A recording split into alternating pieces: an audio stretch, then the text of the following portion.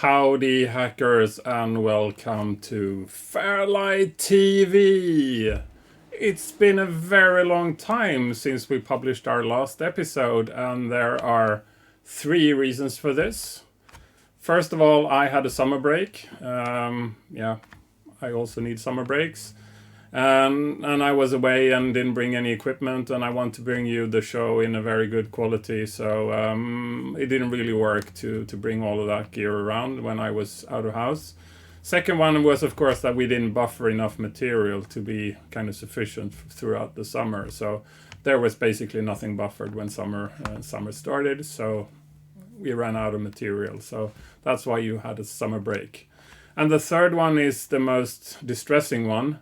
You see me, Pontus Bacchus Berg, as the presenter of this, but that's not the only person involved. I do the material and I appear in front of the camera and most of the ideas are mine, but I rely heavily on a number of people for this, and two of them being Zulon, Torsten, who is doing all the editing, which is a quite stiff piece of work, following me recording and him doing the recovery of what I have recorded, and then Pitcher doing most of the publishing as well. So when you get this on YouTube, Pitcher has been involved in publishing it. But what happened during an early part of the summer was that Zulon's home burned to the ground.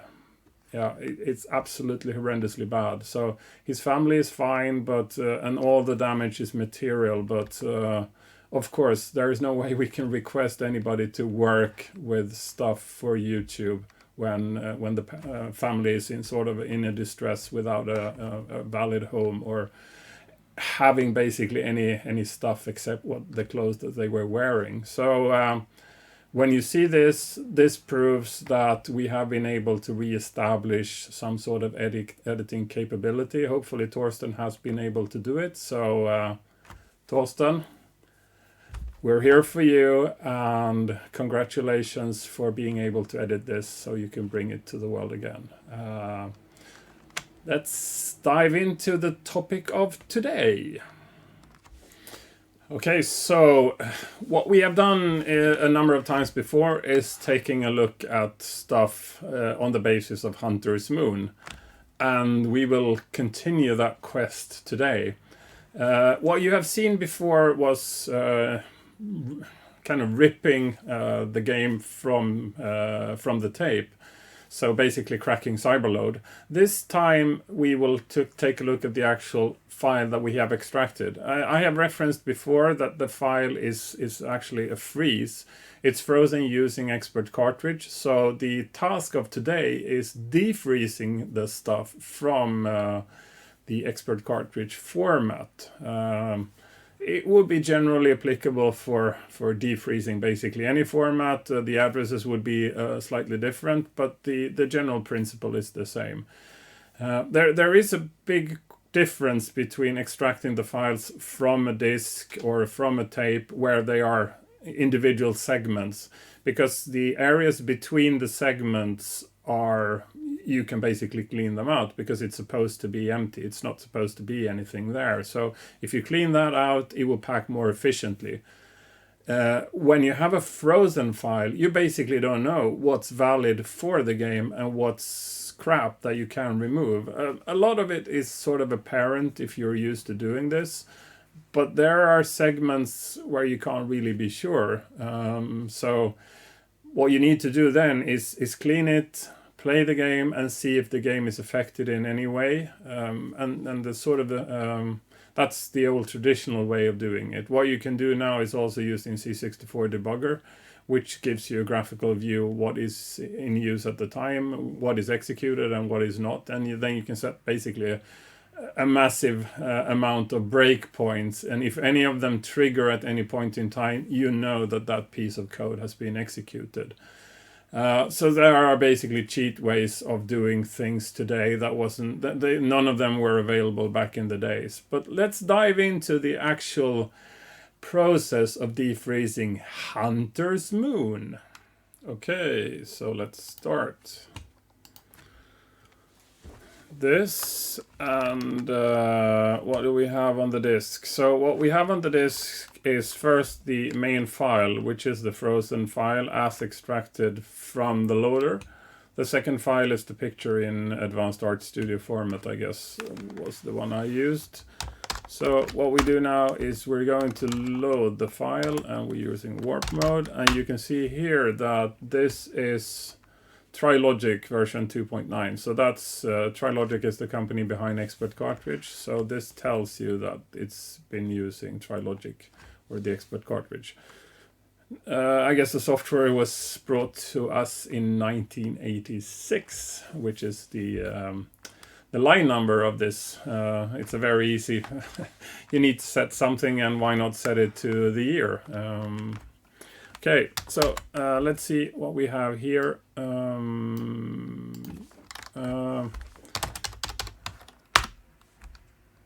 Okay, so this is the start here. You can see it starts here on 081B, which is of course 2075 decimal, so this is sort of obvious. It sets address 0 and address 1, so that's the bank selection. 34 means all RAM. And then it sets something, 04 and 05, to BC71. And if you see this, it says here, it's BC72. So it loaded the files up until BC72, which is, and as you see it here, it adds an extra byte. That byte is not loaded. There is no information on BC72. I think the last byte it actually loaded was to BC71.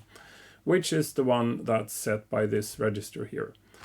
And then it says sets 02 and 03 to FF. That's the very top of the memory. So what you are supposed to expect here is that it takes the entire chunk, move it to the very top of the memory, and then it takes the lowest byte and depack it. So move everything up, and then depack it downwards. If you want, you can take a look running this file using something like C64 Debugger, where you will see the pink and the blue, where pink is where it writes and blue is where it's reading. So you can see the actual process in a very graphical format. And then it's doing that copy. So what we will do first here, we will set break to 085F. So it's doing some sort of compare to 09B4. That's probably when it's moved up and it's read from this place in memory. That's the entire chunk of memory. Anything below that is some additional code. And then what you can see here is it takes data from 087E and store it to the very low memory, so into the 0 page. It starts at 08, so you need to add 8 bytes to this. So it's what is that? 0886 or something like that, and then it stores it to address 8 and onwards. And then it's copying other things here. But let's just do that. So we run it. And now we get our prompt back. So now it's been triggered at 085F. So it's done all of that piece of work. We can do 085F. So what it's doing now, it's copying down that to 0 page, and it's pushing and knopping and whatever it's doing. And then after that, it's jumping to address 8. So it's doing its thing here up, and then it calls the address 8. So break. Yeah, sorry if you can just set break 8, of course, but sorry for. And then it's doing that. So let's see what we have on address 8 now. So this is now something taking something and storing it to the very top of the memory. LDX, STX, it's doing that. And then the key part of what it's been doing here is that it now jumps to A0CD.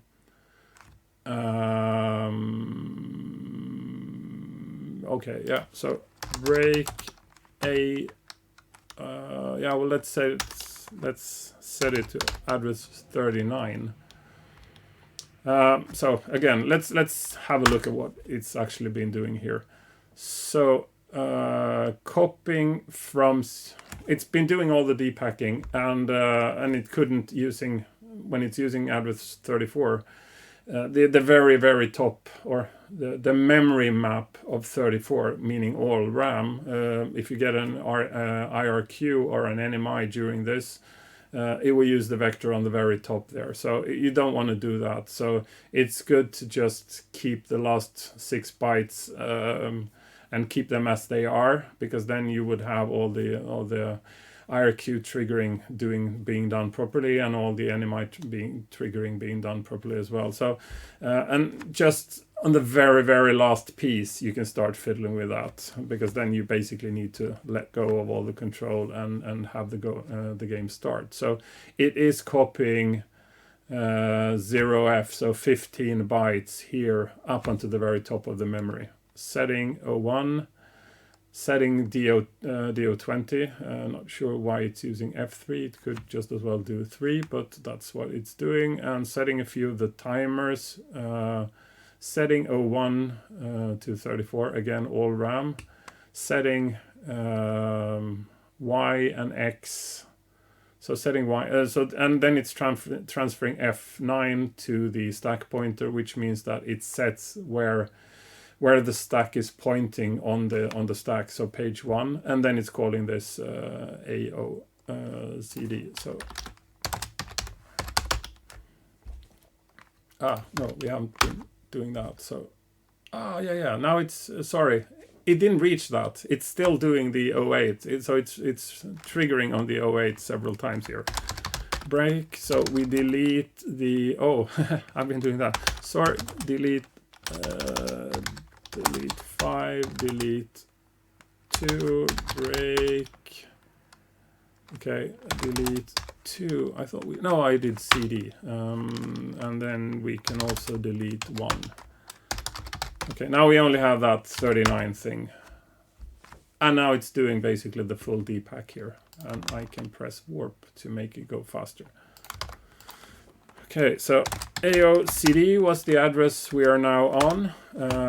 So this little thing, I'm assuming here, I don't know this for sure, but this looks like something that has been injected in parts of the memory which the freezer found to be sort of free.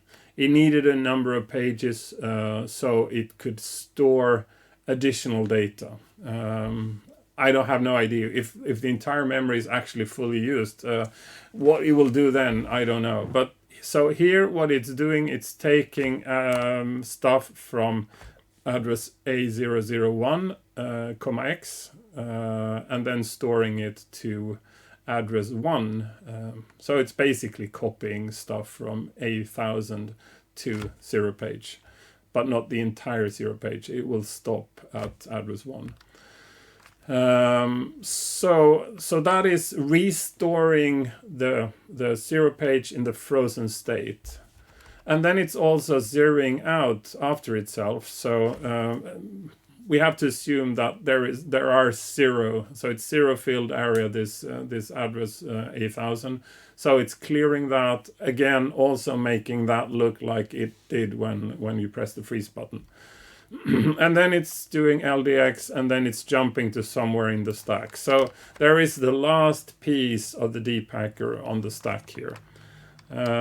So break 01 EA. Let's see. Let's take the habit of deleting the ones that we're not using. Okay. Yes. Okay. And there we go. E1. Oh, that's EA. Okay, so it's taking. Was that correct? 01 EA. 01 EA, correct. Yes. So here it's taking the accumulator value and storing it again. concluding a loop there. It's taking LDX and pulling accumulator, storing that in 1. Pulling accumulator, storing it in, in 0 and then in 1. So here it's restoring the 0 and the 1. That's sort of the last thing it needs to do. And then it's pulling the accumulator. So X and Y are seemingly set correct, and now it's also setting all the final data, and then it's using this to do a return from interrupt. So when you do an RTS, it's taking the value from the stack and jumping to that. And what you see on the stack is we're actually one address lower than the actual jump. So if you're going, so it's basically the last address where it did the jump to subroutine.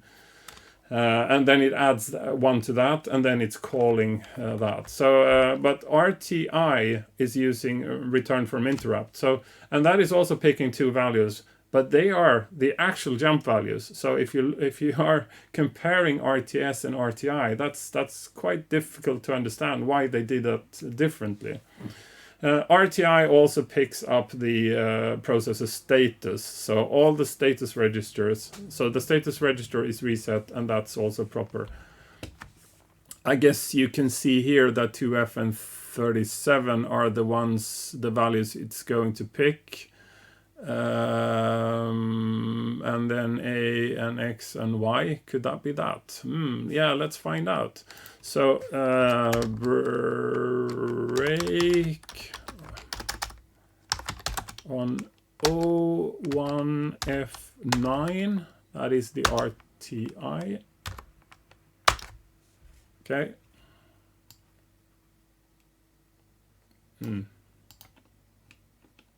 Okay. We can see the register. So A is 0, X is 12, Y is 0, and then 2F and 3 and 34. So that's 0 and 1. And then F9 is the stack pointer. So what you do now is we are on the address of the RTI now, 01F9. So what we can do is jump one address, or let the emulator execute one address. No.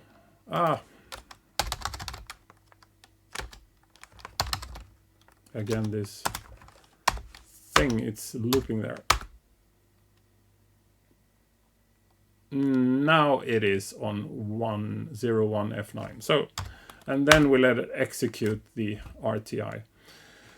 So what happens here is, this is not very easy to understand. It took me a while to realize what happened. The first thing that happens is basically you have a pending interrupt. So that interrupt is triggered. So FF48 is, before it starts even jumping to the routine here, it's first servicing a pending interrupt. Yes.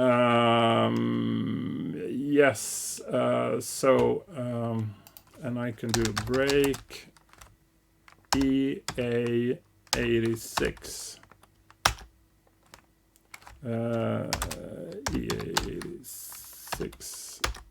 So that's the actual execute end of that interrupt. So we are letting it service the interrupt, and then we are taking control when it's supposed to return from that extra interrupt. EA86, and then we allow it to jump one address further. And now we are on the actual start address of the game. 19OC is the actual start address of the game. 09C. So, and this looks like a normal clean start. And this is sort of different if you compare it to other games like the Exploding Fist, or so Exploding Fist is also packed with the expert cartridge, but that has sort of a loop. So they have started executing the game into a loop, and then they press restore, and then they save the game. Here it looks like they only used the expert cartridge for kind of packing it. So it looks like they have the start address set to the very start of the game, not any sort of delay loop in the beginning. So yeah, so here we have it.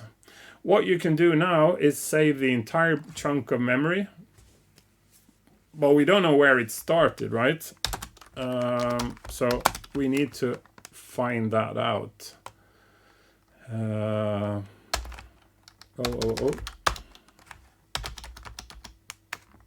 This looks very empty. Normally you would have, potentially it could be a start at 0300. But this when you have 00 and FF, that tends to indicate that that's sort of the normal reset pattern. So that's normally not something you need to have. But then you have stuff starting at 0400. And to be honest, I haven't really found this out, but from what I can understand, the game actually starts on 0800. This is where it looks like you have code actually running, and it looks like this has something to do with something. The stuff on 0400. Let's see if we can see here. It looks weird. It looks like some sort of part of their cross-development tool, I would say, because you have start address 0500, and then these are text. It's saying that something is, well, freeze is complete, possibly. So I would say that the actual start address is at 0800, and anything below is crap. To be honest, I took a little sneak peek on the nostalgia version, and they don't have this block in the screen memory, so you can probably skip this. I don't know if they store it away somewhere. I didn't deep dive into it, but that's the way this looks. So I have also had a chance to take a look at other parts of what the code is doing, but and I will show you a bit of that. But again, I think from what I've seen here that the main file is starting at 0800, and it goes all the way up to possibly FFFF. So all the way up to the very top of memory. And we can let it start. And then I can do like this. I can freeze it. Oh no, why did that happen? Oh yeah. We should remove all the freeze points. So freeze, and let's see what we can find. Sprites. It's starting here in at address 6000, and there is seemingly a lot of sprites. We can scroll further down. Let's see where the sprites start. Okay, so what you see here is, it's quite obviously, and then we can turn on multicolor mode. This is quite obviously sprites, right? So if you want to map out what everything is, so you are sure that you're not cleaning out anything that's valid for the game, I mean, just identifying where the sprites are is a good start. And anybody who is using the retro replay, you are out of luck, because Action Replay has this function of sprite monitor, but that is something that's been removed in retro replay for some absurd reason. Okay, so you can see here it's sort of ending at address basically 6FFF. So from 7000, it's something else. I can tell you that address 7000 is the screen memory, and it's also doing double buffering. So the screen memory is 7000 to what would that be? 77FF. So that can also be cleaned.